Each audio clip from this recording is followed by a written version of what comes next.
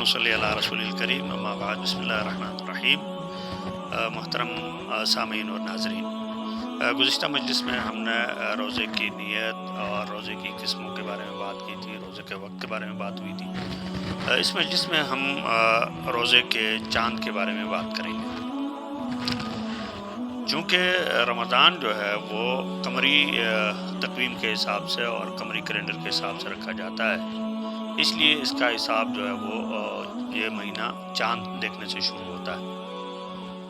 اور چاند دیکھنا جو ہے یہ تمام مسلمانوں کا اجتماعی جو ہے وہ ان کے اوپر واجب ہے کہ وہ چاند دیکھیں اور چاند دیکھنے کے بعد روزہ رکھیں۔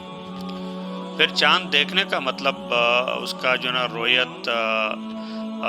سائنسی رویت یا اس کو جو ہے نا چاند پیدا ہوا نہیں پیدا ہوا، اس بحث میں جو ہے نا پڑھنے کی ضرورت نہیں ہے۔ شریعت نے اس کو اتنا وہ نہیں کیا، بلکہ سادہ رکھا ہے اس کو۔ رویت بصری ضروری ہے، یعنی آنکھ سے دیکھنا ضروری ہے۔ اسی وجہ سے نبی کریم صلی اللہ علیہ وسلم شعبان کے مہینے میں بہت روزے رکھتے تھے، اور حضرت عائشہ رضی اللہ تعالیٰ عنہ کی روایت ہے کہ آپ صلی اللہ علیہ وسلم اتنے روزے رکھتے تھے ہمیں لگتا ہے شاید افطار کریں ہی نہیں، لیکن اس کے باوجود آخر میں جو ہے نا آپ صلی اللہ علیہ وسلم نے شعبان میں شک کی بنیاد پر روزہ رکھنے سے منع فرمایا کہ کوئی آدمی یہ کہے کہ یار ہو سکتا ہے آج جو روزہ ہو یا میں رکھ لوں، ایسا نہ ہو کہ روزہ جو ہے چھوٹ جائے۔ تو اس اندیشے سے روزہ جو ہے نا اضافی روزہ رکھنا یا شعبان کا روزہ رکھنا اس سے جو ہے منع کیا گیا،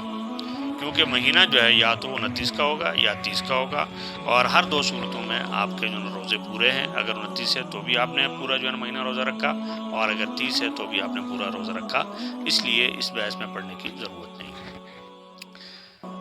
اور دوسری ایک اور بات جو عام طور پہ کہی جاتی ہے کہ پاکستان میں جو ہے نا روزہ نہیں ہوا اور سعودی عرب میں روزہ ہو گیا، یہ کیسے ہوتا ہے؟ تو یہ عموماً جو ہے اس کا جو ہے اختلاف مطالعے یا مختلف طول بلد اور عرض بلد پہ میں جو ممالک ہیں ان کے جغرافیائی محل وقوع کی وجہ سے وقت میں جو ہے فرق پڑتا ہے۔ مثال کے طور پہ پاکستان کا وقت جو ہے گرین وچ کا جو اس کا معیاری وقت ہے، اس کے ساتھ جب ہم 5 گھنٹے ملاتے ہیں پاکستان کا وقت بنتا ہے، اور جب مشرق کی طرف آپ چلتے چلے جائیں گے تو اس صورت میں وقت جو ہے وہ اور ہوگا، اور مغرب کی طرف جائیں گے تو وقت اور ہوگا۔ اس کی مثال میں آپ کو دیتا ہوں، اگر بنگلہ دیش میں 3 بج رہے ہیں تو اس وقت جو ہے وہ بھارت میں 2:30 بج رہے ہوں گے، اور پاکستان میں جو ہے وہ 2 بج رہے ہوں گے، اور اسی طرح سے آگے اگر آپ افغانستان چلے جائیں تو افغانستان میں اسی وقت جو ہے وہ 1:30 بج رہے ہوں گے۔ تو گویا پھر اسی طرح سے یہ وقت جو ہے نا چلتا جائے گا اور اس سے فرق پڑتا ہے۔ اور اب پاکستان اور سعودی عرب کے وقت میں 2 گھنٹے کا فرق ہے، کہ اگر ہمارے ہاں 2 بج رہے ہیں تو وہاں پہ 12 بج رہے ہیں، اور ہمارے ہاں جب 12 بج رہے تھے تو اس وقت جو ہے وہاں پر اس سے 2 گھنٹے اور کم، یعنی 10 بج رہے تھے۔ تو اب فرض کریں اگر شام کو پاکستان میں 5 بجے جو ہے وہ سورج غروب ہو گیا، تو یہ سورج جو ہے سعودی عرب میں 2 گھنٹے بعد یعنی 7 بجے غروب ہوگا۔ تو اس صورت میں اگر چاند ایسی جگہ پر تھا جہاں پہ سورج کی وجہ سے وہ نظر نہیں آ رہا تھا، تو 2 گھنٹے کے بعد اس کا محل وقوع ایسا ہو سکتا ہے کہ جہاں پر وہ نظر آ جائے یا افق کے اوپر آ جائے، نظر آ جائے۔ تو اس لیے وہاں پر جو ہے نا وہ روزہ ہوگا، اور یہاں پر روزہ نہیں تھا، وقت گزر گیا۔